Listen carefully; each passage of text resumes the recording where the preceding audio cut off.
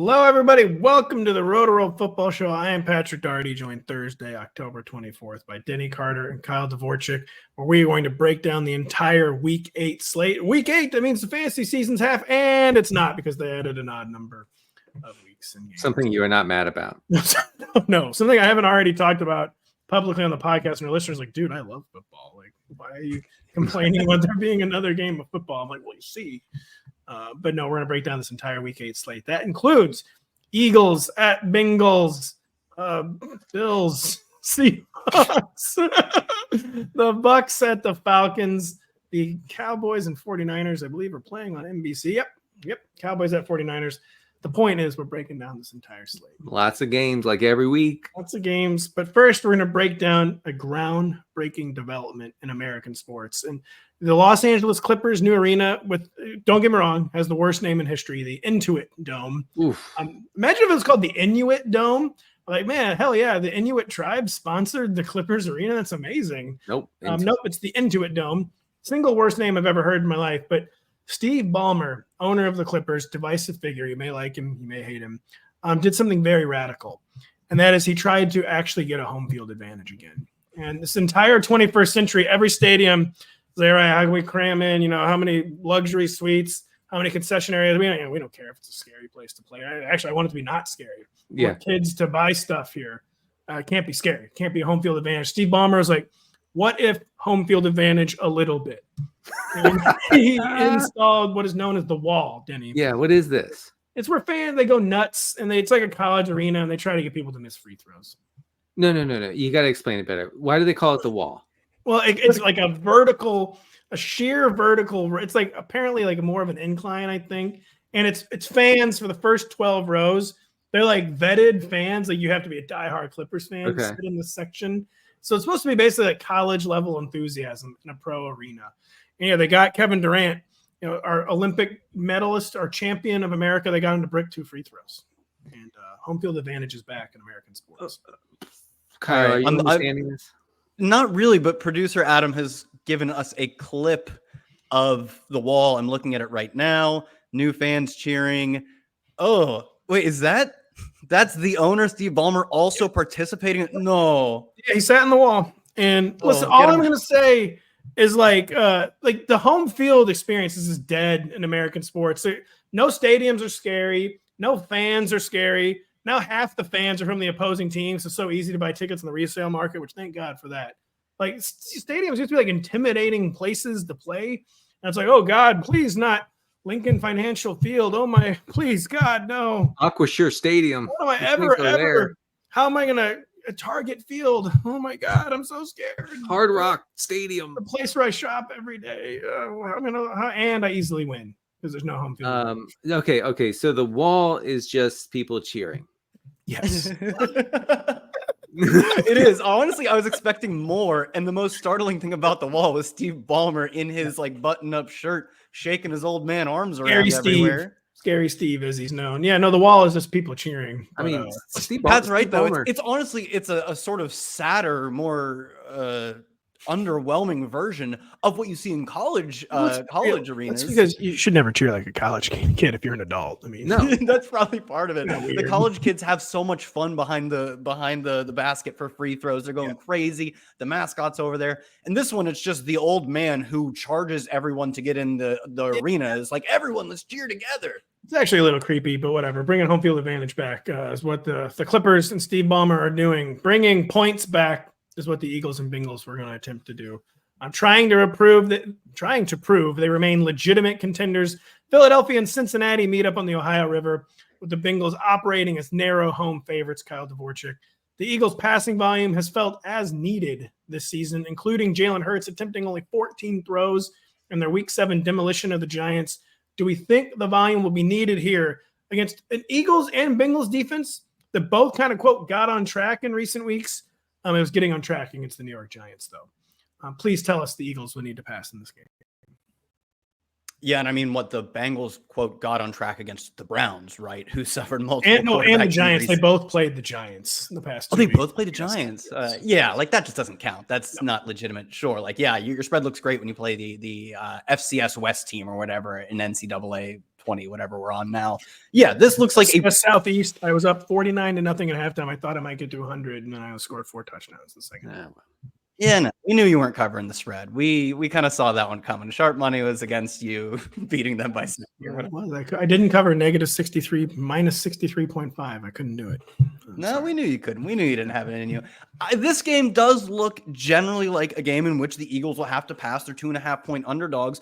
I will say the Eagles, even when they've been trailing, have been a below average team in both pace and pass rate. They don't completely give up on games as underdogs, but they don't just cut the cord and start throwing with reckless abandon like we see a lot of other teams.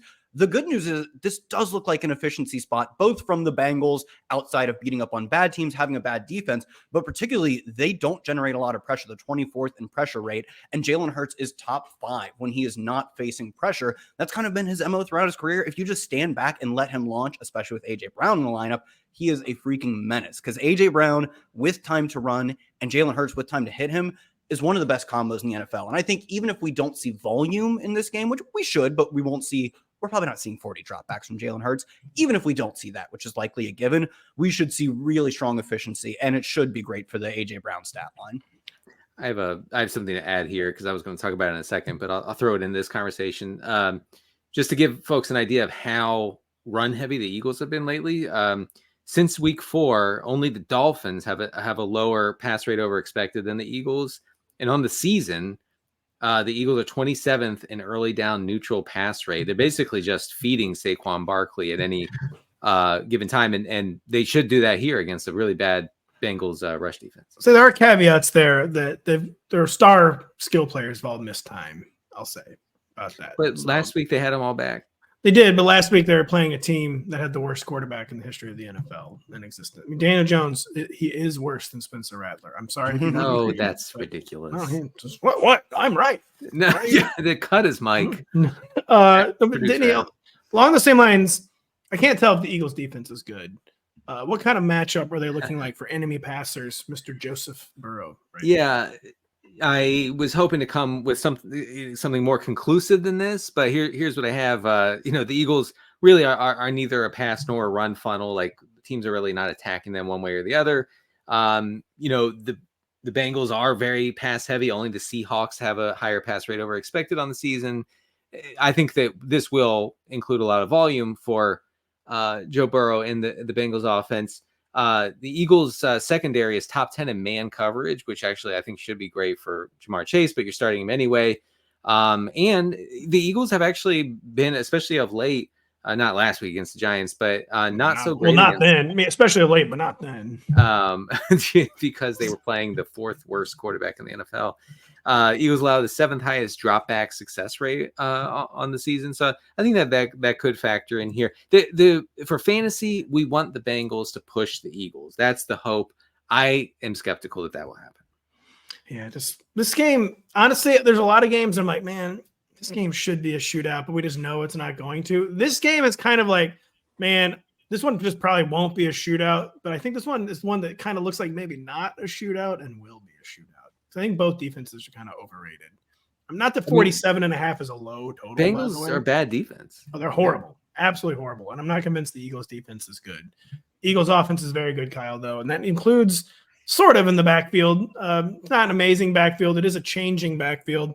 How complete is this Chase Brown takeover been? He's dominating the touches. The snaps, not quite as much over Zach Moss. But are we to the point where we say, for fantasy purposes, he's completed the backfield takeover?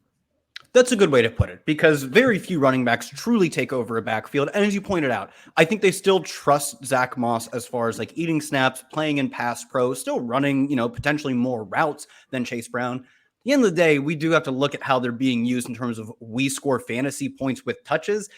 I don't care too much that Zach Moss still gets snaps as long as we're getting a lot of touches from Chase Brown, and he's averaging over 15 touches in his past 4 games. He's had at least a 50% carry share in his past 4 games, and he had a season high in carry share last week with 15. I believe Zach Moss had 6 carries. So I think you put it a very poignant way. For what we care about, this is a complete takeover. Denny, I was going to ask, is it Goddard season if he manages to play, but he didn't practice Wednesday. We probably have a Thursday update. I have not seen it yet. He did not practice Thursday. Yeah, never mind. So it's not Goddard season. Grant Calcaterra season? ? Probably not. I mean, Grant God, it was- Calcaterra in a GPP. As a punt play, sure. Yes. Yeah. People still do that. I don't know. The computers make all the lineups. Computers, DFS has been ruined by the algos. This is real. You should have to hand set the lineup. I'm sorry. You have to hand set the lineup. I'm sorry. Oh, man. You have to hand set the lineup. The Ravens visit the quarterback switching Browns as roughly 9-point road favorites. I feel like it might be higher by now. Denny, the people got what they wanted. Jameis Winston is now the Browns' starting quarterback. What does this mean, and who does it make relevant in this Cleveland offense against a really, really, really bad Ravens pass defense?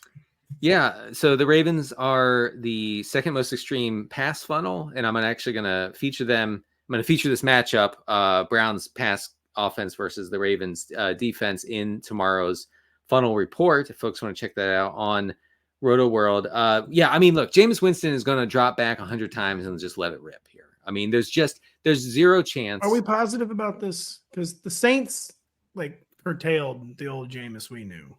Yeah, I mean, the Browns had Deshaun Watson. They let him drop back 100 times. And that guy was terrible at football. I don't know why I interrupted Denny, because then Flacco season, passed 62 times, Joe. Yeah. Exactly. So yeah, I mean, there's just look at the spread is 10 points now. The Browns will be chasing points. The Ravens rush defense is nails.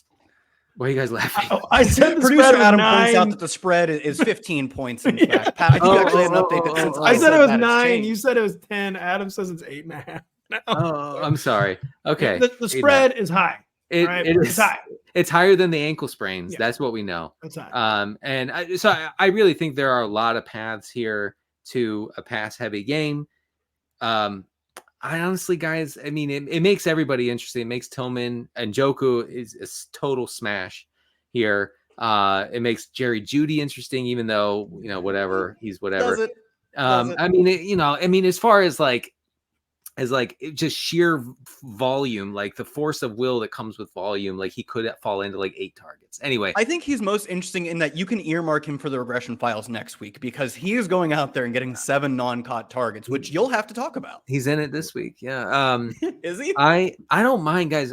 Tell me if I'm off base here. I kind of like Jameis's upside as a streaming option off the waiver wire. Oh, I love this. I'm so in. Like the upside, the problem is the downside behind switching quarterbacks midweek. Not midweek, they have a whole week. Behind a horrible offensive line, really, really, really bad skill core. And maybe they're just packing it up in the season. They're not even gonna who cares? We're throwing 45 times. What's the point? See, I think 45 dropbacks is a realistic outcome here. And I kind of do too. And I want Jameis Winston. I want that on my fantasy team. Let me just tell you, I have Jayden Daniels on a few teams, and I'm down horrific. And I don't mind taking Jameis over a guy like Trevor Lawrence. I'm just a little haunted by what we saw in New Orleans, which was not letting. Oh, but that was the Saints.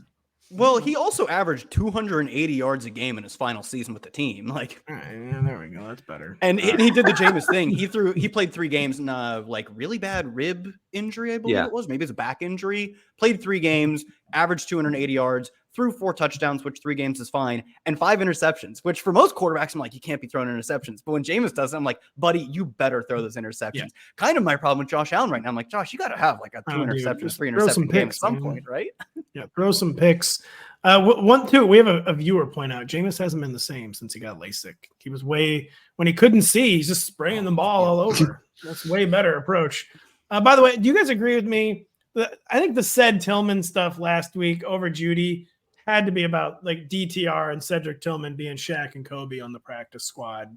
And I do not think that's going to carry over to an actual game. And when they've actually had a week to game plan, and when it's Jameis and not DTR, Jameis, he ain't reading all that targeting Cedric Tillman. He's targeting the number 1 guy.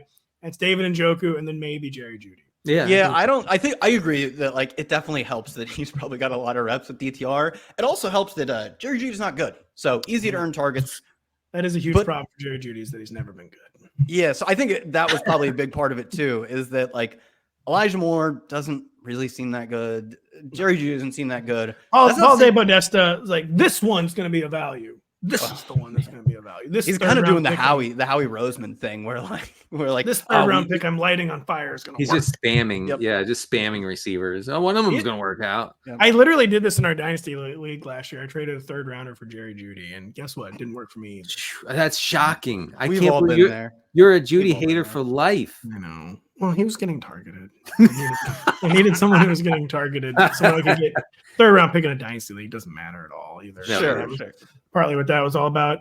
What was Nick Chubb's return all about, Kyle? Anything encouraging with Nick Chubb's 2024 debut last weekend? Yeah, I mean, he came back to, I don't want to say a strong role, but given the severity of the injury, I would say it was so. He saw 55% of the team's carries. Pierre Strong was out there a lot, but it was primarily on passing downs. He was a snap eater. He didn't really get many carries. Sort of the downside is that Chubb wasn't really explosive. He averaged 2 yards a carry. I mean, it's his first game back. You can't really hold that against him, but he wasn't Nick Chubb yet. I still think we may get back to him being Nick Chubb at some point. The fact that he saw over half the team's carries in his first game back, all strong signs, but we are just kind of in a waiting pattern of like, he may become Nick Chubb at some point again, but we just have to wait and see it first. So I do think it's kind of tough to treat him as anything other than I hope he finds the end zone or I hope he regains his form, but he hasn't yet. RB3-ish. He's an RB3 for sure. He's in the top 36. It's more of a question, is he in the top 30 and commanding like higher end flex status? And he has not shown that quite yet, but he could. I know the Ravens, though, the way to beat the Ravens is to throw, Denny. And the Ravens have been having a lot of success throwing, but this does not profile as a game where they have to throw. It hasn't been like high volume passing. They've just been being really efficient, having success. Lamar Jackson, what kind of offensive approach do we expect to see from the Ravens as really big road favorites? Yeah, I mean, I think we can expect a lot of running here. On Tuesday's show, I warned against like getting too excited about. Definitely don't get excited about Mark Andrews, and I don't think you should be excited about Rashad Bateman too much, especially here. Cleveland is the ninth most fun.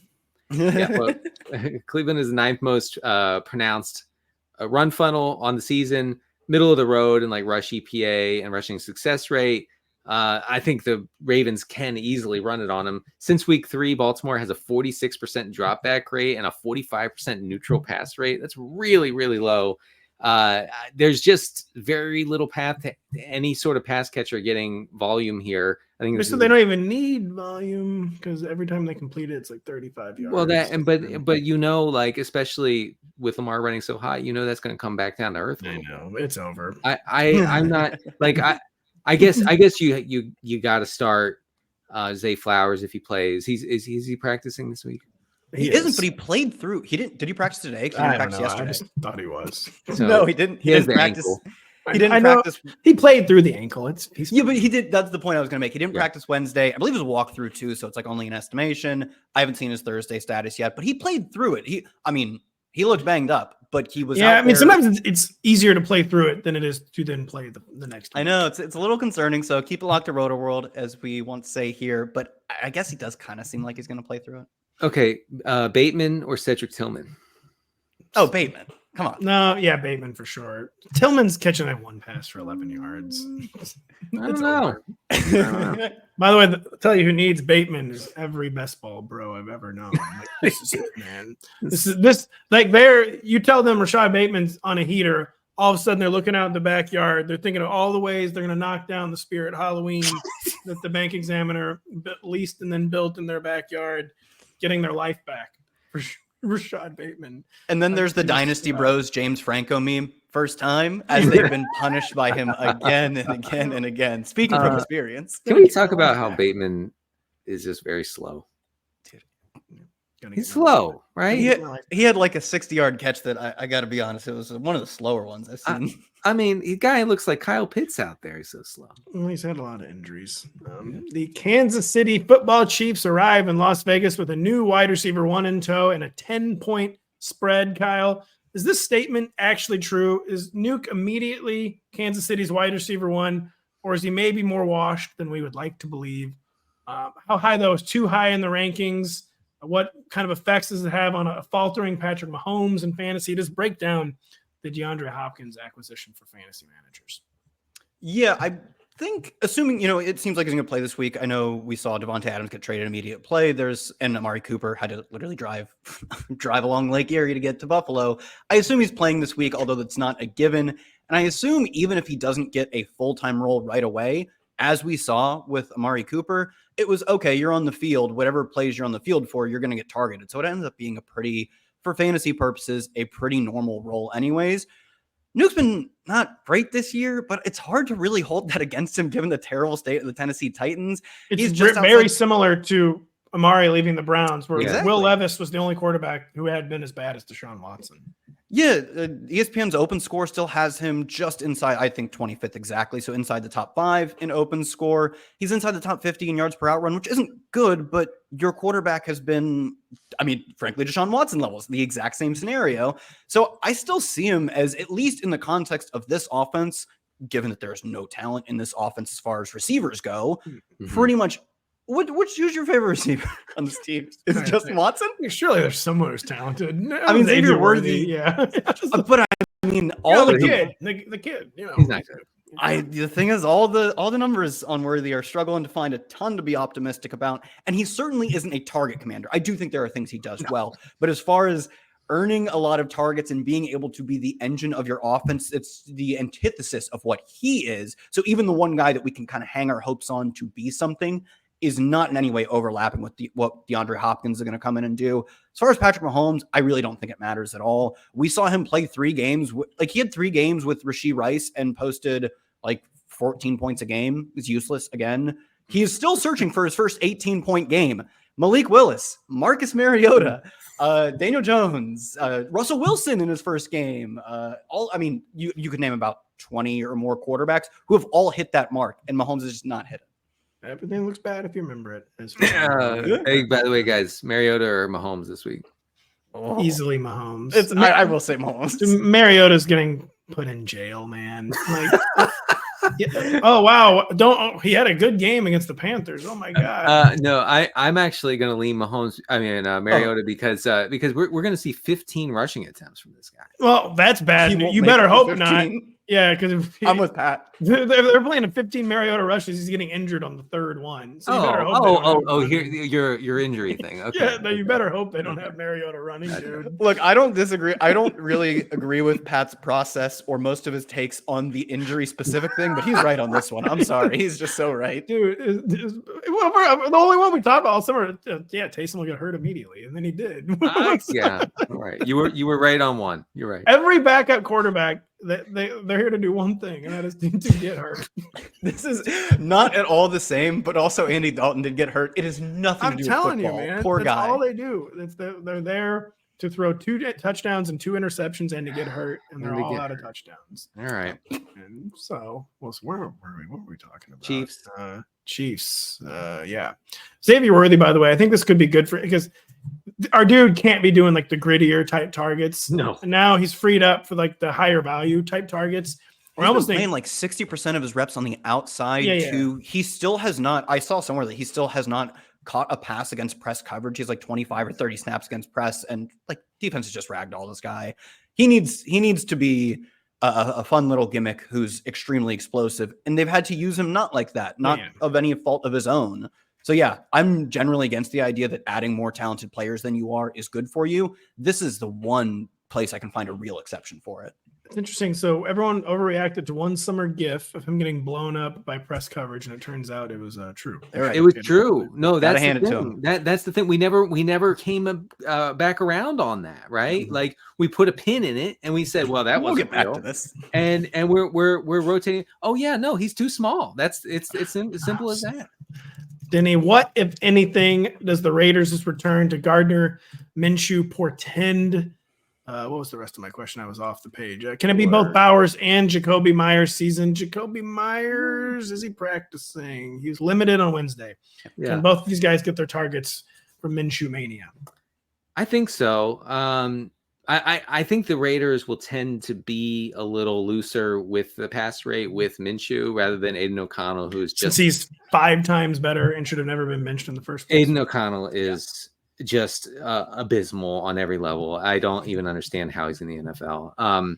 Casey's 10. I'm going to say Casey's a 10-point favorite. Maybe they're down to 6 or 4 or something, but they're a really good run defense. They allow the 6th lowest rush EPA. So the Raiders are not establishing it here. I think you can expect a pass heavy game script.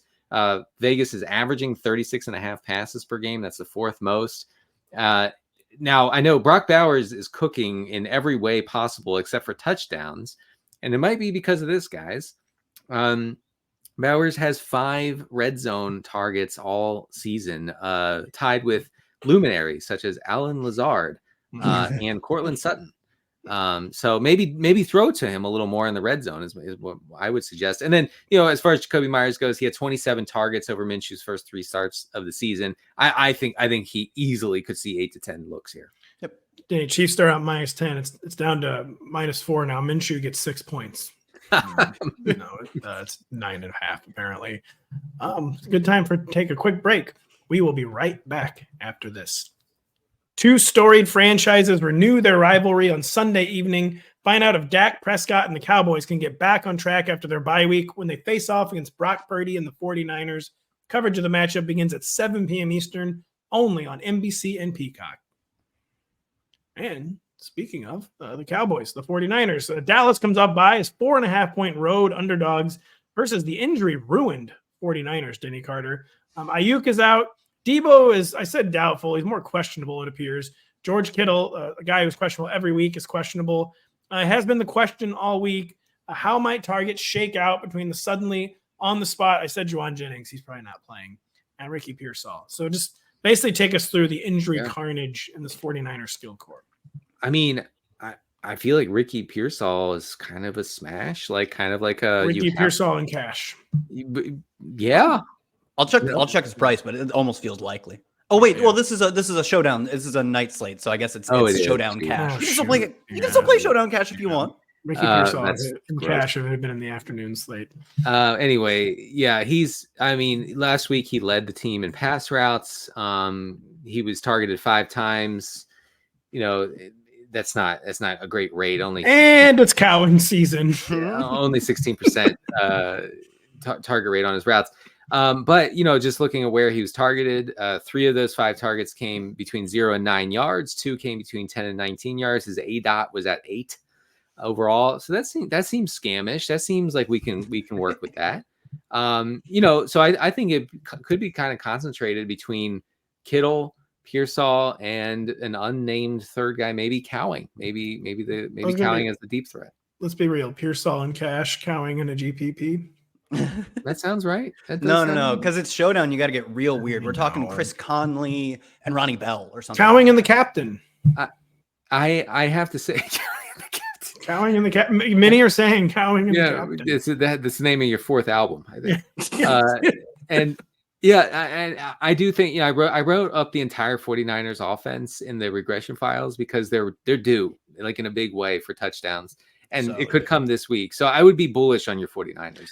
No, dude. They're actually, I would normally agree with you. You know why they're not due is because they don't have any good players left. That's probably why they haven't been very hot in the touchdown department. It's weird, though. It doesn't stop them from moving from their own 20 to the opponent's 5. It only has stopped them once they get Kyle Shanahan's good at stuff that's not real football. Once you're inside the red zone, you play real football.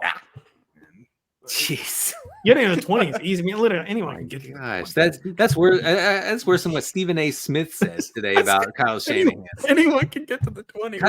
Stephen A. Smith went on a anti-Shanahan rant that had everybody else on set just flabbergasted. Gotta check this out. I feel bad for everybody else. Did it get personal? Did it get personal? No, it didn't get personal, but it had some suspect statistics. Pat, I think that's where Steve wants you to carry the torch. He kept it, cordial. He wanted you to get personal with it. No, Stephen A. is listening to the Rotoworld football show. I hope Pat buries Kyle Shanahan again today. I need some material for First Take or whatever it's called these days. What if Juwan Jennings? We're gonna trust Juwan Jennings if he guts through this injury? Yeah, he might. I think he might. He's a dog. He is. Keep it locked to Rotoworld. Kyle, can we actually start ancillary Cowboys like Jalen Tolbert and Rico Dowdle against the 49ers? I kind of always think that the 49ers defense isn't living up to its reputation this year, but not really borne out in the statistics. Still looking pretty good on the page. Yeah, I mean, you can start Jalen Tolbert if you want, but just know what you're in for. You're hoping he comes down with 1 or 2 long balls because he's not a good target earner. He's dreadful in yards per out run. He's filling what Michael Gallup did last year, and Gallup was so close to the end of his career. He retired at the end of the season, and he's doing the exact same thing as that. So, they're going to throw a lot in this game. He's going to be out there a lot. I just realized what Kyle said. I was taking a drink, and yeah, wow. Wow. Jeez. Yeah, they're going to throw a lot. He's going to be out there a lot. That's all I got. Because Jalen Colbert's worse than a retired guy. He's similar to him. I don't know if he's worse, but he's in the same neighborhood. Rico Dowdle is a pretty good pass catcher. We saw it last week, or it was 2 weeks ago, because didn't they get to buy last week or something? Yeah. 2 weeks ago, they basically returned to Zeke getting a bunch of early down work, which he does nothing with. And Dowdle doesn't play a ton of passing downs, but does earn a lot of targets, regardless of if he's their third down back. He's graded out really well in yards per route run and targets per route run. PPR scam adjacent RB3. This whatever the psychodrama is going on between Jerry and Zeke, I guess maybe factors into this. They're going to shift toward that. I take no pleasure, but it's Dowdle season. Like, you got to get him. It needs to be like they should just. It's the classic situation. Is like let him play every snap and see what happens. Yeah, because I agree. The committee is not working, and there are instances where getting rid of the committee pays enormous dividends. It seems like this might be one of those times.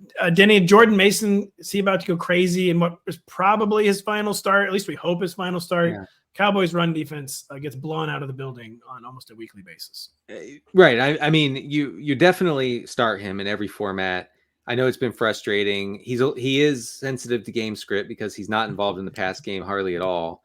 So, if the Cowboys get ahead here, it could be real bad for Mason. But wrote him up in the regression files because Mason has seen almost 80% of the 49ers inside the 10 rushing attempts. That's a lot. That's the most in the entire NFL.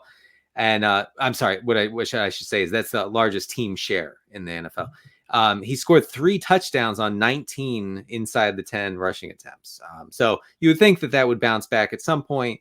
Mason has a single touchdown on 7 inside the 5 carries. He's getting a lot of those really high value opportunities, and he's not cashing in. Like you said, I mean, Cowboys are, bottom barrel in all of the rushing metrics. The defense is bad at defending the run. So it sounds like Jordan Mason is A, either due to regress, or B, not good. There's a little more variance than I'd like to admit here with Mason, and he probably isn't good.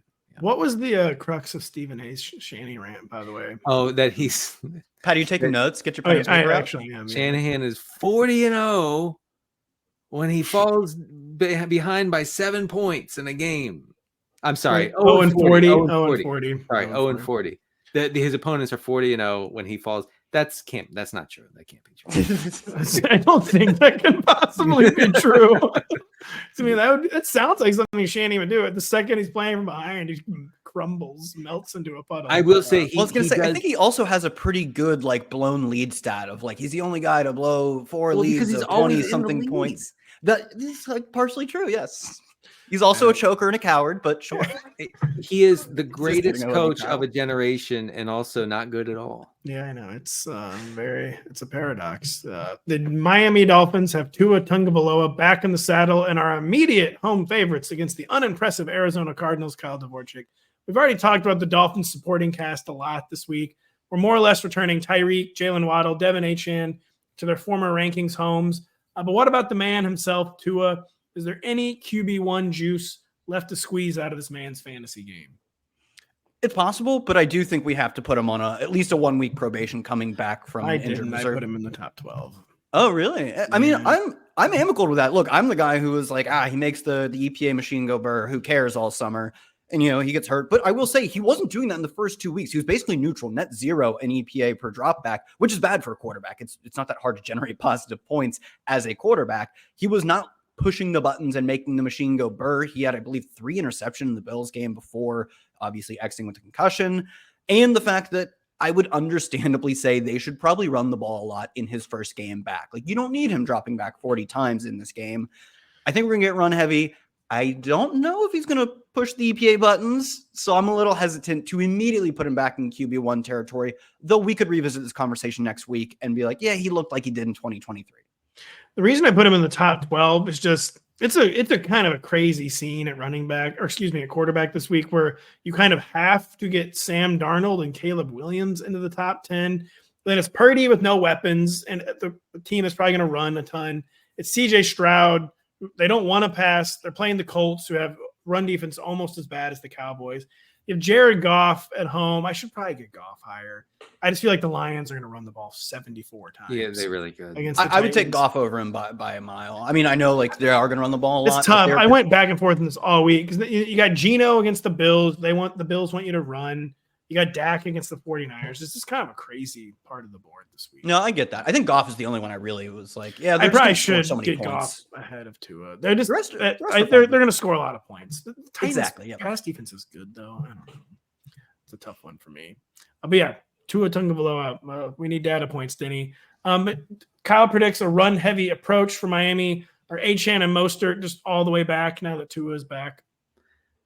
Yeah, Achane had 24 and 21 expected fantasy points into his first 2 games of the season.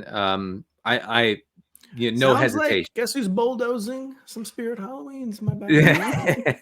I know you guys are going to get away with it once. The wrecking ball is already in my driveway. I want extra lead in the gasoline I am putting in that wrecking ball. We are destroying these Spirit wrecking balls in my driveway. The bank examiner is leaning against one of the Spirit Halloweens, basically saying like, "You're going to knock the building down. I'm going with it." I'm like, "All right, brother, Deal. It's on." No. Yeah, you're going to get that fourth. You're going to get that 4th tire back on your family car, Pat. Dives out of the way like a coward as soon as the wrecking ball comes out. I'm sorry. So yeah, I mean, you just plug in all your Dolphins as usual. I think you can play Mostert in like a 12-team flex, maybe if you have like multiple flex spots. I wouldn't be like pressed about playing Mostert, but yeah, don't worry about Hill, don't worry about Waddle, don't worry about Achane. Get him in there. Brother, you can stand wherever you want to. The ball's coming through the building all the same. I did want to mention my guy, Jonnu Smith, who, by the way, I picked up in a league the other day or last week, right? And I forgot to play him. I forgot to put him in my lineup, and I missed out on 24 PPR points from a waiver wire tight end. Do you know how aggravating that is? I'll say one point on Jonnu Smith, Jonnu, and Devin Achane is I wonder – I didn't understand why Jonnu wasn't more involved early in the season. And now he has been. And I wonder if he's going to compete for these yak catches with Devin Achane. If he's going to hurt Devin Achane's PPR upside with Tua. Jonnu Smith, but the last 2 games targeted on 30% of his routes, which is insane. My thought was that is when you have Tyreek Hill and Jalen Waddle and Devon Achane, the extreme Jonnu Smith involvement seems like the symptom of a broader issue and not the sign of success. Was my take on that. It didn't make sense. He makes perfect sense as the 3rd passing game weapon. I always thought. Yeah, he's the first passing game weapon over the past 2 weeks. That feels a bit much.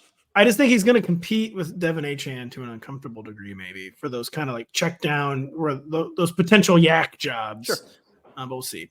Denny, sticking with you, Kyler Murray, is he stabilizing in the mid-range QB1 ranks since the floor is still way too low, but he is finally spiking some weeks? How do we feel about Kyler? Well, he spiked last week. Besides the fact that he's not good, but yeah. Right. He spiked last because he had a 45-yard rushing touchdown. So but that is something he can do, and he's done it twice this year. He's done it twice this year. I was going to say, didn't he do that the one where he used to never do it? I agree, Denny. Oh, he's a dual threat who never, ever does anything cool.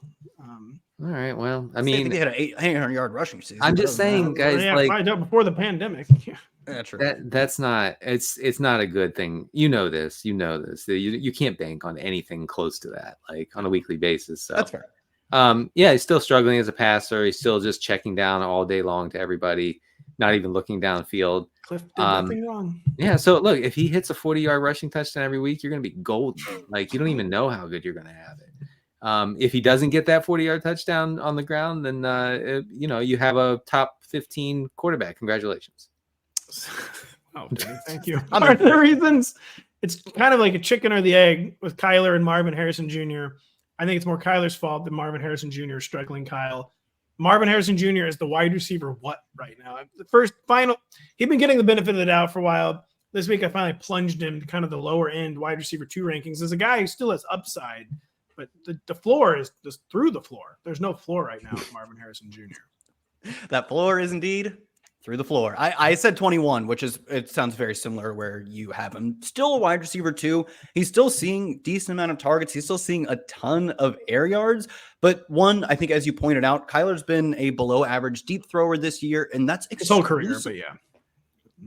we can litigate that another time. Honestly, He actually can. He sure. was pretty good. He rated out well for a while, actually. Yeah, he rated out well, but there is some like what's going on with that. You can dive deeper. He has not been good this year, and this isn't the only year he hasn't been good as a deep thrower. And that's really bad for a team that exclusively wants to use Marvin Harrison on just go routes. Like, hey, buddy, go down there and do your best. And Kyler's like, I will not see you once you get past 8 yards downfield. Just that's out of my field of vision. It's not happening. This was from, I think it's ESPN, Seth Walder. 5 seconds into the play, Marv is the 5th farthest downfield of any wide receiver in the NFL. That is Alec Pierce is first. I believe Simi Fehoko is shortly after him, then Jalen Hyatt. You also see like Christian Watson just lower on the list and Cortland Sutton, but those are the good names among the company he's keeping. And that's just a product of how they use him, combined with Kyler's not only his poor passing downfield, but just not looking downfield. You guys see the clip. If you want, Josh Norris posted it. Marv, filthy double move. You get a great clip of just I think he was a deep safety, just biting on a really nice double move. Marv wide open for a 70-yard touchdown. He's looking, hands up. Where's the ball? It's got to be coming. Doesn't come. Okay, Kyler avoids pressure. He's got another chance to throw him. Marv looking, hands up, praying to God. Me with him because I need 1 point in my dynasty league to win. And Kyler just never throws it. And it's the same thing we saw in the Bills game when he had Marv open downfield. He was being pressured, opposite side of the field. I get it. But like his eyes so quickly during the play go from 20, 10, 5, 0 yards downfield. And that's bad for Marv. I would simply hit a wide open Marvin Harrison Jr. for a 70-yard touchdown. The bookmakers still believe in the Jets enough to make them 7-point road favorites against the Patriots, Denny. Aaron Rodgers' raw passing has revved up in recent weeks, but not really the efficiency and definitely not the touchdown totals. What do we think of the individual fallout 1 week into the Davante Adams era in New Jersey? Can both Davante and Garrett Wilson still be top 20 wideouts? Again, one game of data, kind of a game that went south in a hurry for the Jets last week. Yeah, I know it is a little tough to like make, heads or tails. Yeah, to take a definite stance on what's going on there because the game kind of got out of hand, like you said. I do think I stick with my pre-week 7 take that I think Adams and Garrett Wilson can get there for fantasy. Like they both ran all the routes last week. 9 targets for Garrett Wilson, 7 for Davante Adams. I know you only got 30 yards on 3 catches from Adams, but like Garrett Wilson should have had a much bigger day. He dropped that ball that ended up being a back-breaking interception. I think that they can get there. The Jets have the 3rd highest implied total of the week against the Patriots. The Patriots can't stop anybody. I think that you easily start these guys. You feel pretty good about it. Just a lot of faith from the bookmakers and the Jets, I'll say. But everything you said does make sense. But the Patriots defense is and you know this, I keep underestimating it, but they are real bad. They're an everything funnel because I'm thinking the Patriots are a run funnel, right? And I look at the stats like, oh yeah. No. I know it's like their run defense stats are horrible. Then I like double check and they're as bad against the pass. They're an everything funnel, Kyle. But they haven't become an easier watch with Drake May under center. They are occasionally gaining yards, occasionally even producing fantasy points. Who is and is not relevant 2 games into the Drake May era in New England? Backfield a little in flux with injuries, but Ramondre Stevenson, when he's healthy, and I know Antonio Gibson got banged up last week. Ramondre Stevenson, when healthy, gets a lot of work. It's not a great team to be getting work on, but, touches are touches. You take what you can get at this point, 2 months into the season. As far as pass catchers go, Pop Douglas is earning a ton of targets when he's not, I assume, vomiting nonstop, which is the Deebo Samuel problem of my model simply couldn't account for the bugs in his stomach, because boy, did Pop Douglas have a stomach bug. He talked about it after the game. It seemed real bad. I assume he'll be okay for this upcoming game. He earns a lot of targets. And Hunter Henry also earns a ton of targets. He's top 5, I believe, in both targets and air yards among tight ends. Looks pretty good, especially when Drake May's out there. So those 2 pass catchers and no one else. Jalen Polk's not good. I'm not trusting whatever is going on with Kayshon Boutte. He runs a lot of routes, but isn't really efficient. He's really not efficient. Yeah, just 2 pass catchers. Sounds like Pop Douglas took his kids to the library one time. Never go. I've never set foot in a library and never will.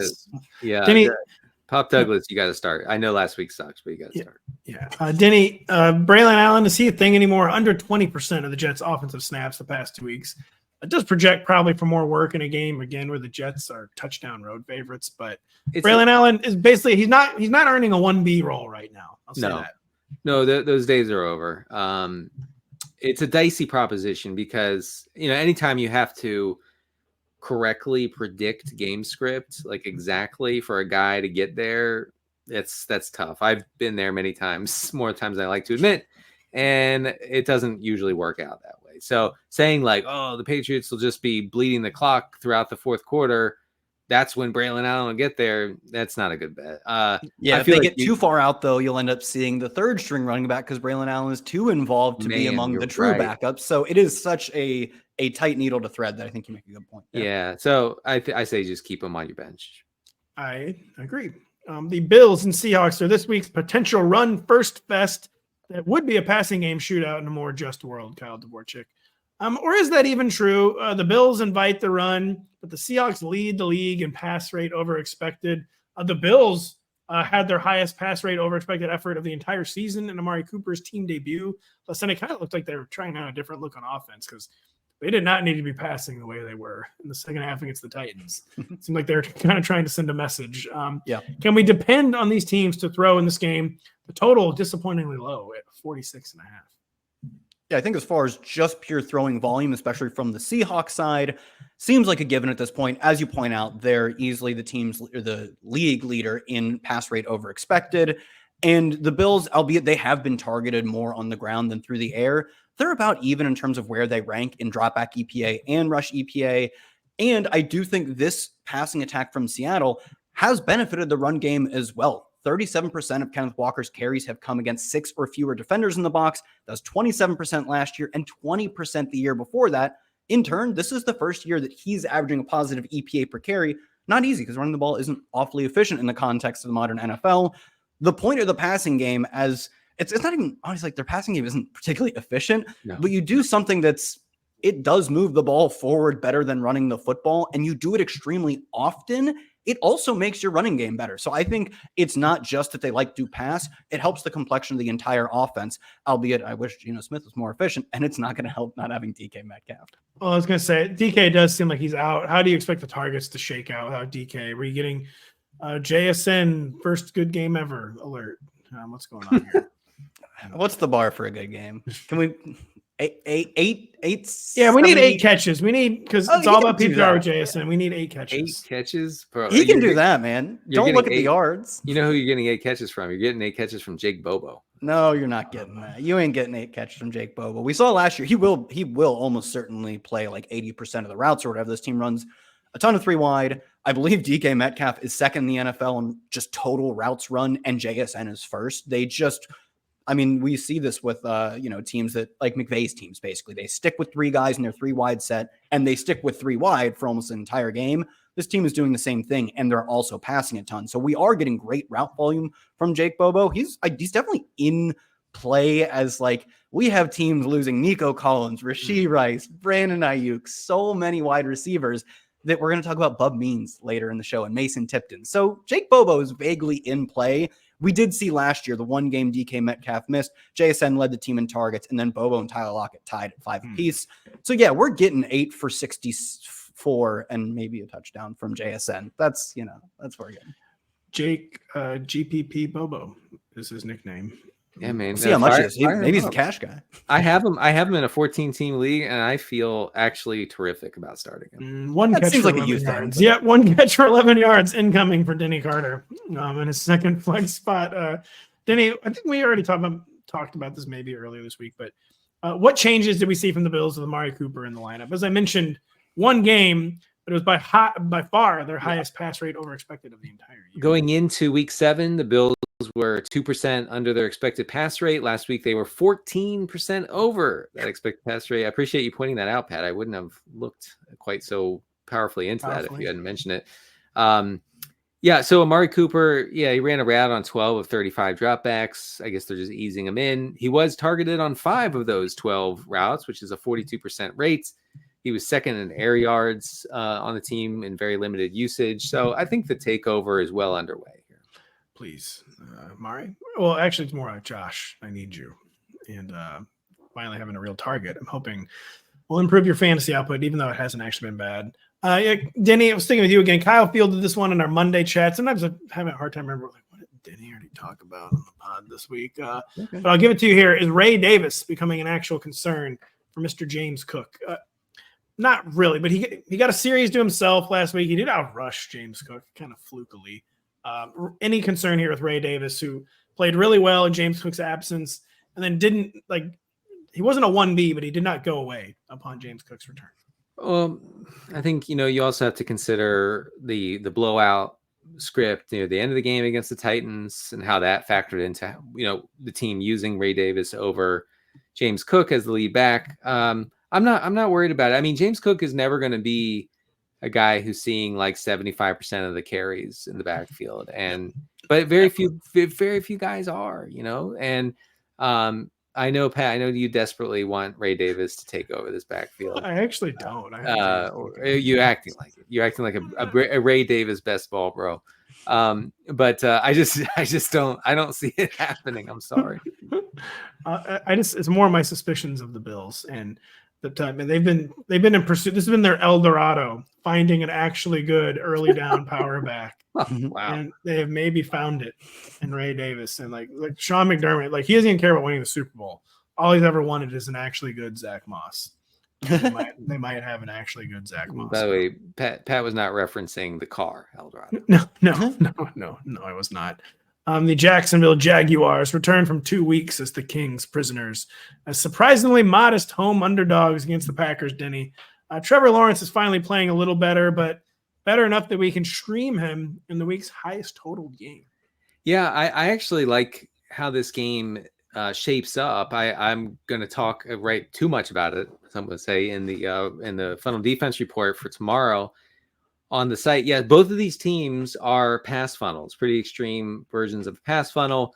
And the Jags have shown an ability or a willingness to really throw quite a bit against pass funnels. I think they'll be chasing points here. I think, the Packers are in a great spot to just wreck this Jacksonville secondary. I think that trickles down into a ton of dropbacks for Trevor Lawrence. And, the emergence of Brian Thomas has been very important for Trevor Lawrence's fantasy prospects. Like, he actually has someone to get open and also to do stuff after the catch, which he's got an alpha. He really hasn't done. He really hasn't had that too much in his career. So, I'm big into everybody in this game. I think you gotta chase this game a little bit, because I could see a lot of points being scored here. Denny, Trevor Lawrence or your precious Jameis Winston?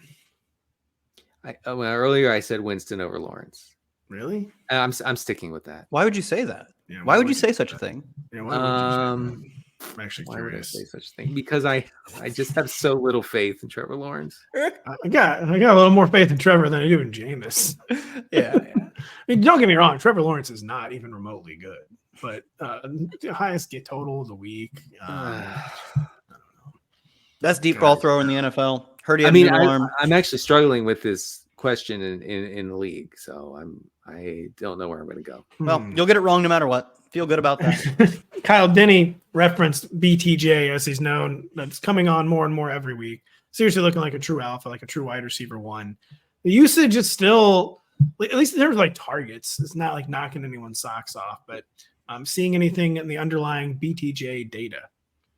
Yeah, I mean, I think as you said, it's good. It's just not true wide receiver one numbers. He's got a 23% target share and 35% of the air yards over his past 4 weeks, I believe. And that's strong numbers. It's not like he's approaching, Malik Neighbors or Justin Jefferson stuff. But what I will say is a guy who gets wide receiver 2 usage and is a superstar level talent, which is like, he looks really freaking good. That guy can be a fringe wide receiver 1. You're probably more prudent to rank him as the wide receiver 14 or 15. But I didn't realize this game. How is this game the highest? Oh man, this country's just in chaos. We're not even going to sniff a 50-point total this week. Whatever. So the Jags leave England once, and all of a sudden they're in the highest total game of the week. I know, but it is what it is, and I'll take Vegas at their word. This game projects to have a lot of points, as Denny points out. It projects to have a lot of passing volume. Trevor Lawrence is the best deep ball passer in the NFL right now. Just had to slip that one in there. You're firing up as a top 15, and he probably is closer to like a top 10 than the 15 side of that. Love to be the best deep ball thrower and not good at anything else, including throwing deep balls. No, he's good at deep balls. He leads the NFL in deep completions and deep yards, and he's nearly 100 yards past anyone else. And it makes no difference at all. Well, they have 2 wins. That's 2 more than 0.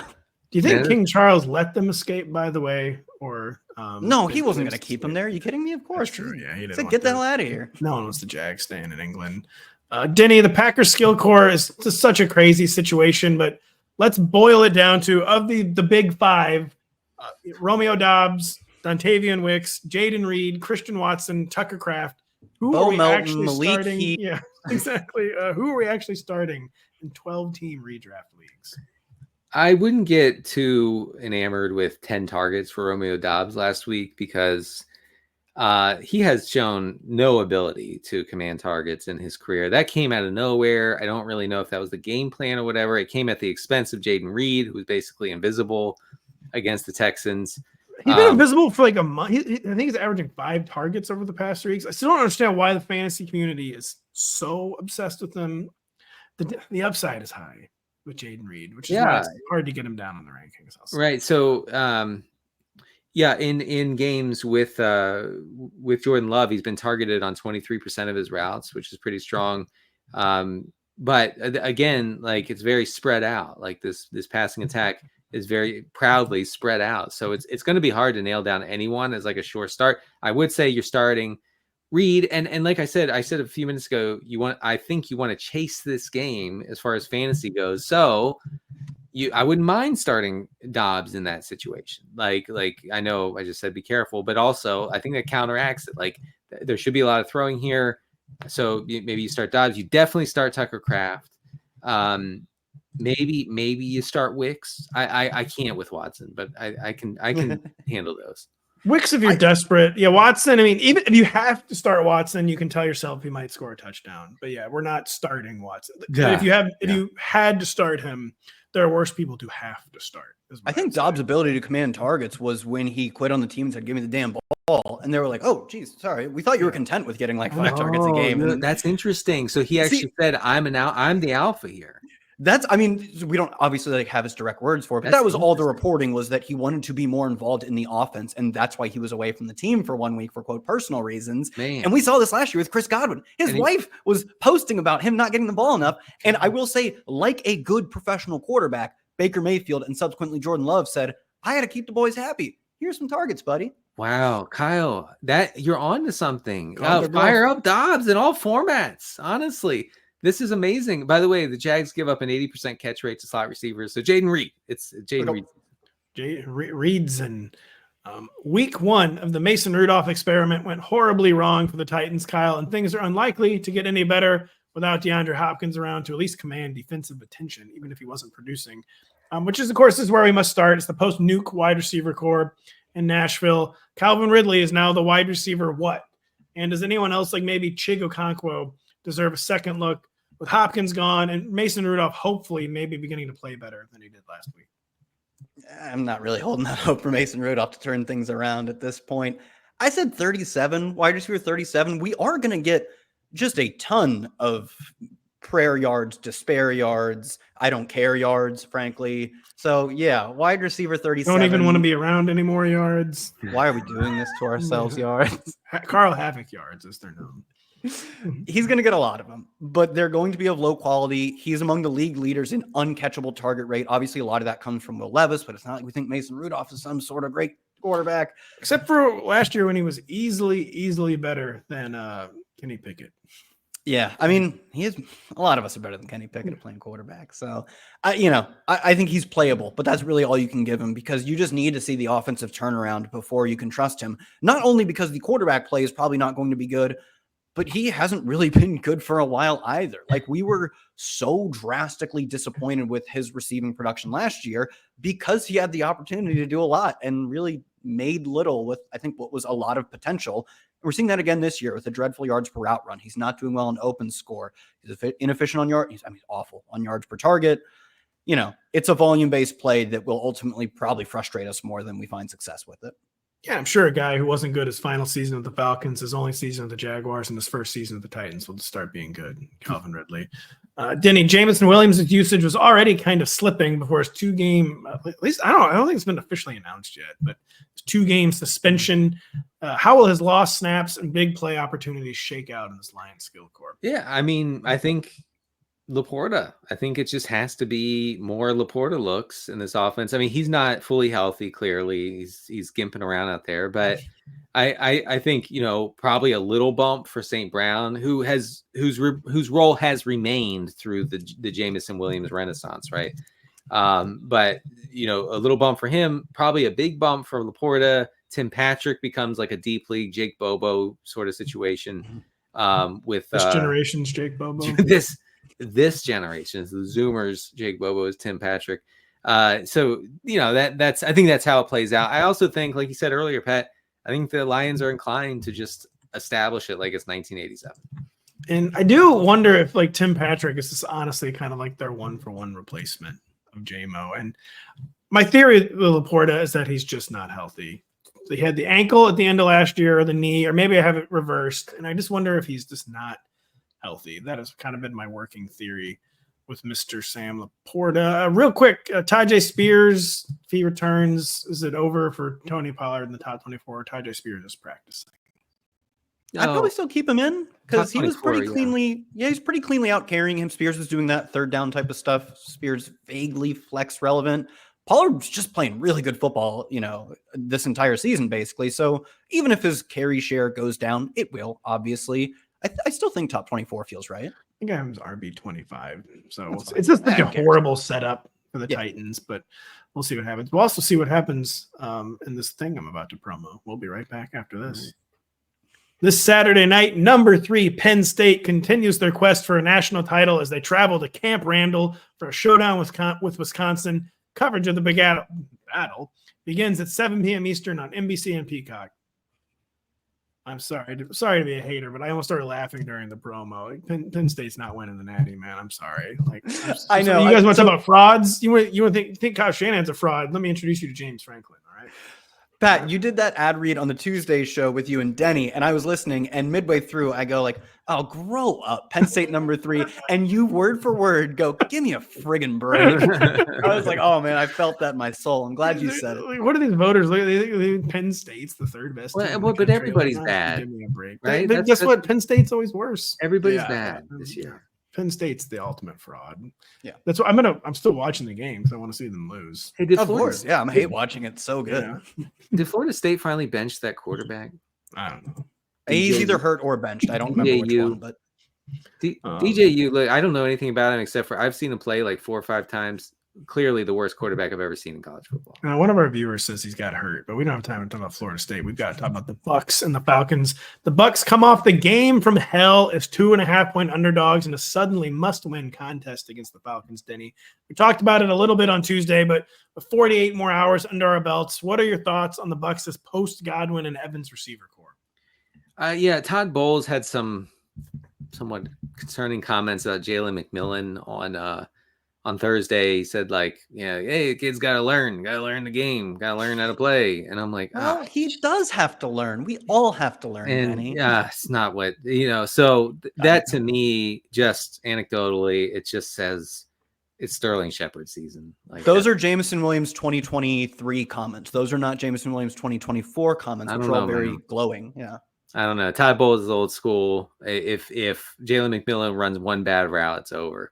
Now the loss of Godwin as the main slot guy actually could get McMillan into the slot where he ran most of his routes. I think 80% of his routes last year at University of Washington were in the slot. He has not been operating from the slot because Godwin has occupied that. So maybe he can bump over there and be more comfortable in that role. I like him a lot, but I'm not going to force the issue here. Say that he's like a must play because I obviously the coaching staff's not super comfortable with him, and it's so Sterling freaking Shepard is going to be the guy. The aforementioned hater of the year, our former coworker Nick Menzio, was positing on Twitter that the Bucs could be a secret trade landing spot for Cooper Kupp, and he called it's not even that secret. They've got the offensive coordinator. The Chris Godwin power slot, he called it, and It was the offensive coordinator that they kind of fired after 1 year. It was They said they relegated him to, I believe, Kentucky, where he had already previously coached, but he made his way back into the NFL. I think Cooper Kupp can possibly succeed there, but Cooper Kupp is a system receiver. Okay, like it really system. matters where he goes. Denny, they're all system receivers now. That's true. Yeah. What is the latest in the Bucs backfield rotation, Kyle? Bucky Irving suddenly looks like genuinely questionable, which would be very bad for me. Yeah, I mean, I came into this not really thinking that he would be questionable, and you're totally right. Is it a toe injury, if I remember correctly? I don't remember what's wrong with him. But he's not practicing. I was going at this from the standpoint that he would end up playing. Oof, I did not like how Todd Bowles said. I did not like how Todd Bowles he was honest. We never see coaches be honest. They're not really incentivized to. We're gonna give all the running backs some carries and just play the hot hand from there. And boy, the honesty hurt, because that's basically what they did. They still did divvy it up in a way that is somewhat logical, or at least, plays to what we thought it would be going in. But Tucker was involved. He got 5 carries. He ate into the snap share. He ate into the route rate, to the point where Rachaad White set season lows in snap share and route rate. I believe he tied his season low in carry share. Bucky Irving got his season low in carry share outside of week 1, which is his lowest. This is a true 3-headed monster when Bucky Irving is healthy. I think we'll see a two-man backfield if Bucky Irving doesn't play, with a pretty realistic 60-40 split, kind of like we were seeing early in the year with White Irving. But if Irving doesn't play, it'll be White Tucker. Our friend Ben Gretsch has never been more back. With Sean Tucker, paying off. And the Bucs could go too. I mean, I don't even remember what kind of funnel the Falcons are, but when you lose your top 2 receivers, the initial coach reaction is we're going to run the out of the ball. People, yes, teams really do run the ball heavily against Atlanta. All right, never mind. They're getting maybe 40 to 45 rushes in this game. Danny, real quick, what are we seeing from the Falcons' offense of late? Bijan and Kyle Pitts both settling in? Right. I mean, they definitely want to be run first, and we just kind of have to keep that in mind. I have some Pitt stuff here, and I can't find it. Oh, here we go. So Atlanta is under their expected pass rate in 5 of 7 games. So keep that in mind. I think they should be under their expected pass rate here. But just talking about because pure volume, Pitts has it on his side.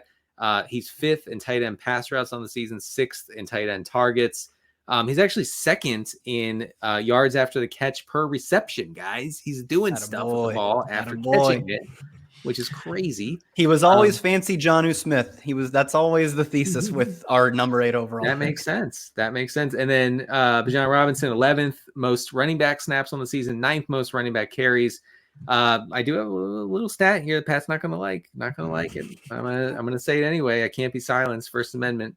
So Bijan Robinson, 32nd out of 60 qualifying running backs in yards after contact per carry. 32nd.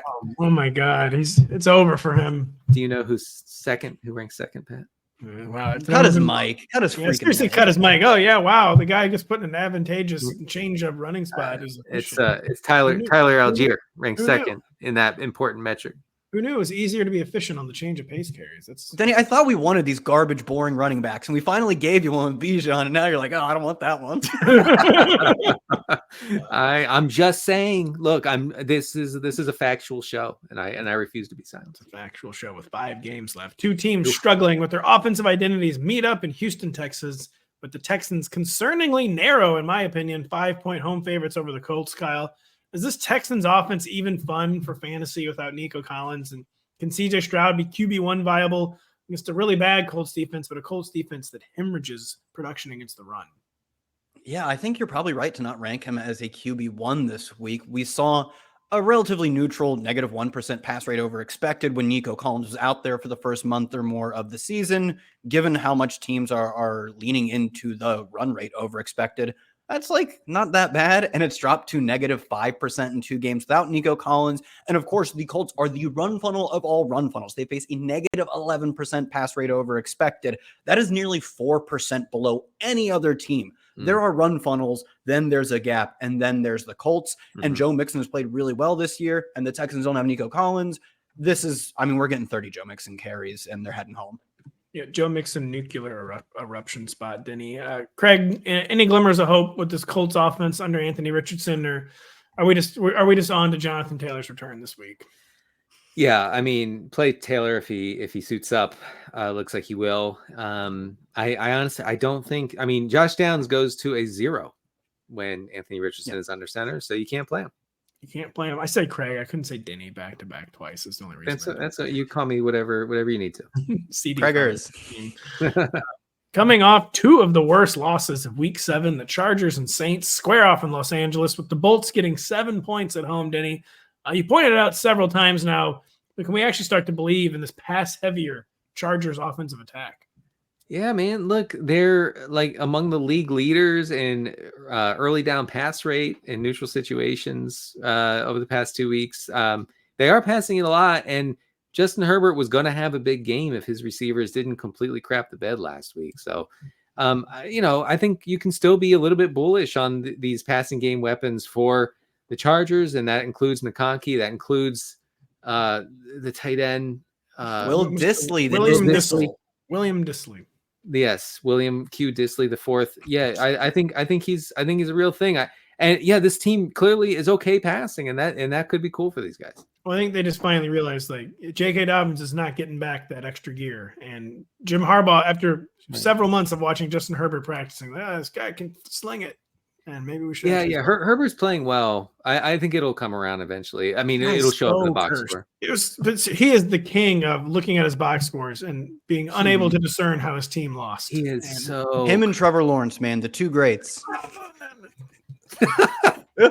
Lawrence, it's like you look at one Lawrence box score, like, how does this team ever win a game? Yeah, you look at the box score, you're like, I get it. I watched a few snaps, I get it. Kyle, what is the state of the New Orleans Saints, who are once again starting Spencer Rattler? Chris Olave seems like he's probably coming back, but is it Mason Tipton season? Is it anything season for the Saints right now? And Rattler, who does not look ready for prime time.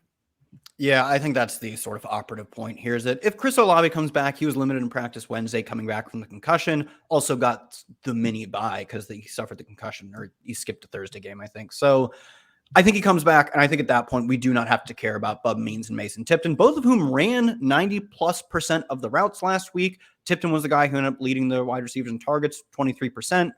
But like, what is a UDFA's one game sample target share with Spencer Rattler worth?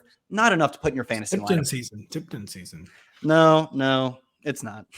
Tipton in a GPP. Not even. Man. Come on, man. I actually did have to add him our Dynasty League this week. I played Bub Means last week, and it didn't work, man. 24 roster spots, 14 teams. It's Tipton season over here.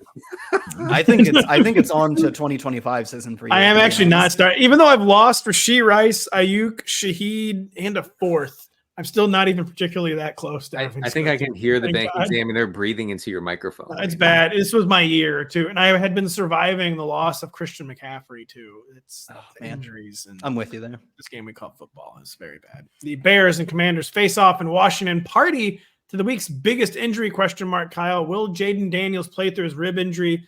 Right now, the answer appears to be no. Would any Commander skill player be startable under Marcus Mariota against this elite Bears defense?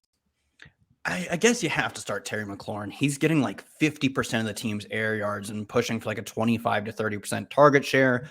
We do this with George Pickens every week when we don't think he has great quarterback play. I said Calvin Ridley, who is a lesser talented player than these guys, is still in the flex territory. Yeah. You do have to start Terry McLaurin. Just know that it probably won't go well for you. I just struggled to buy that Marcus Mariota, who played a really good game of football last week with 2 touchdowns, no picks, just over 200 yards, faces this Bears defense and finds any similar level of success. I think it's a run-heavy game from this team, and it probably isn't an efficient passing game, even when they do try. Bears are a bad rush defense. I know it sounds weird, but they're not good. The Commanders will be very run-heavy. Let me see the Bears. Yeah. And also the Bears will be very run-heavy. I'm going to write them up in the funnel report. Check it out. It's DeAndre Swift season. Yeah, I think it's more that the Bears' pass defense is so good that I don't really know if I'd call them. Well, some of the nerdy like yards before contact per carry, like the Bears are struggling in those metrics. I do think like Brian Robinson is a great start this week. Honestly, it's interesting. By the way, you better hope that run heavy does not include Mariota. like I said. We're getting 15 rushes. I don't know. I guess you don't like. I guess you don't like 85 yards and a touchdown. Getting 15 rushes if you can turn off injuries on Madden, then maybe you are. But yeah, Kyle, anything to add on the Commanders' backfield? Denny just predicted B-Rob season. I'm sorry. Yeah, it looked a little muddled last week, but that's because they won 40-7 or something like that. Jeremy Nichols got 5 carries on the final 2 drives. He otherwise had 1 rush attempt. It was a pretty clear Brian Robinson 2-down roll where he got, I believe, 12 carries to Eckler's 5 or 6, something like that. And in this game environment, that's exactly what you want because I think, as both Denny and I point, they're just going to run the football. We don't love to see teams that just completely run. We're like, that's not how you win in the modern NFL. It is when you have Marcus Mariota. They're going to run the football. More carries, Jeremy McNichols or Marcus Mariota? Mariota. Mariota. Again, if you could turn off those injuries. You got to kneel 3 times when you give That's the ball away true. The before kneels, half. you got to remove the kneels. Those cannot count. The Giants visit the Steelers with what I believe is the lowest team total of the season, Denny. Is any G-man startable beyond Malik Neighbors? And even Malik, people are panicking. Yeah. It's over. It's just all over. I don't know. One bad game, we have beaten Denny to a pulp. I mean, I haven't gotten anything from Malik Neighbors for a month and a half. Yeah. There's been a lot of real time. Yeah. Wandale Robinson has a negative EPA, receiving EPA. That's I tried to make this point a few weeks ago. He was dead last 2 or 3 weeks ago. I touched on it. Every Wandale Robinson target is a net negative for the team. It's genuinely, which is losing them expected points. Yes, it's hard to really do. bad. Like there's no worse play in football than a pass to Wandale Robinson. I know. That means. From Daniel Jones. Don't leave Daniel Jones out. Too small. Anyway, yeah, you're starting Neighbors. You don't start Singletary. Don't start Tracy. It's just all over. Not even Tracy, really. Nah, have fun. Start Tracy.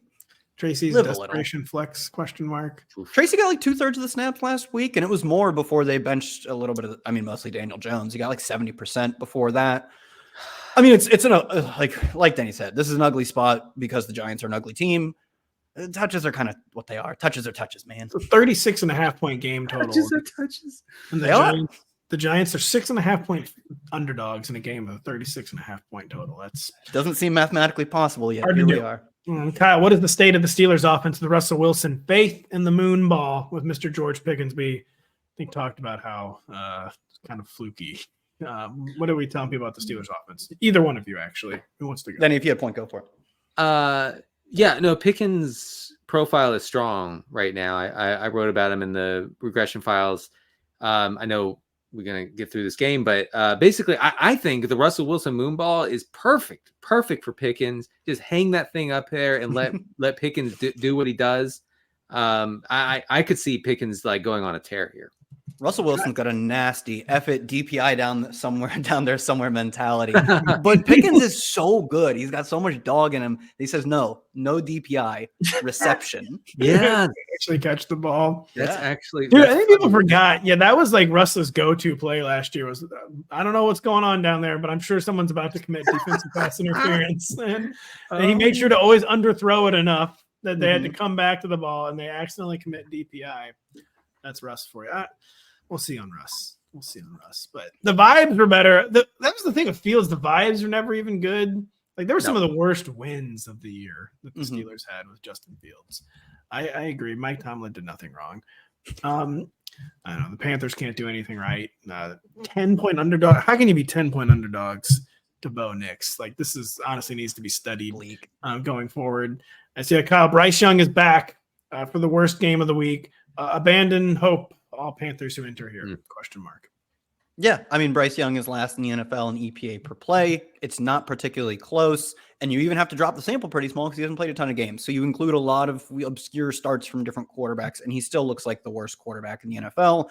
We saw there was really no hope for Deontay, no hope for Chuba Hubbard. Deontay's a trade candidate anyways.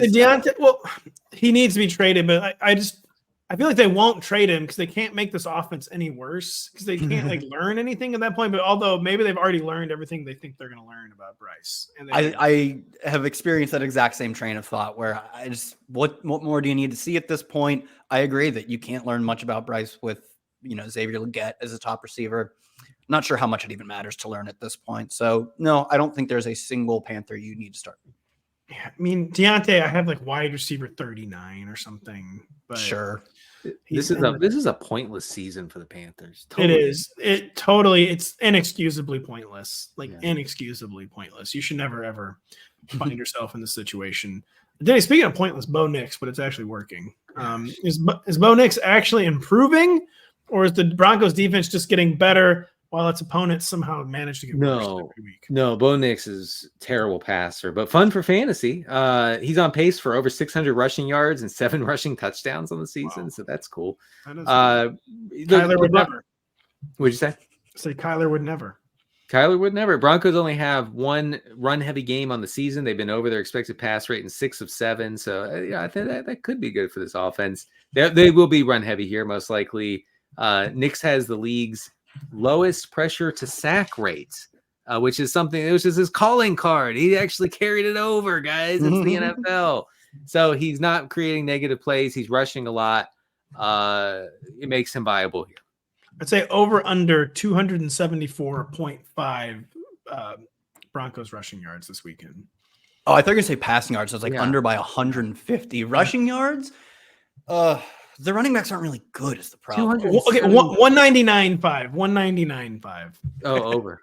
Yeah, that might be an over. They're going over 200 rushing yards. I mean, sure. Bo, Denny's getting 60 just by himself. Absolutely.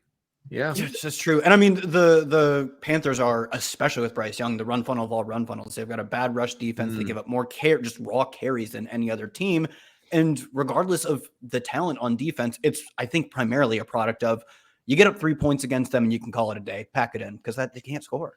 Dude, the Broncos they're facing Bryce Young. They face Spencer Rattler.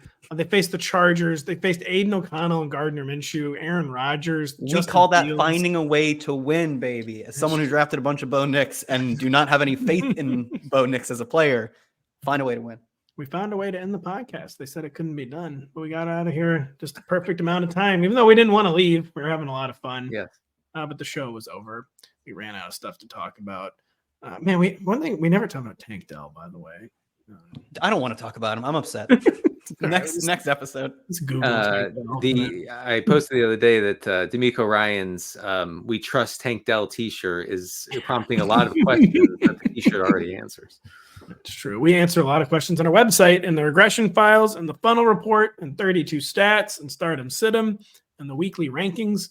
We're pumping out content all week, high quality content, keeping the news feed updated with all the latest injury updates, a lot of situations to monitor this week. So go to rotoworld.com, check out Denny's Friday afternoon Q&A at noon Eastern. So for Denny, for Kyle, I'm Pat. Thank you so much for listening. We'll be back later.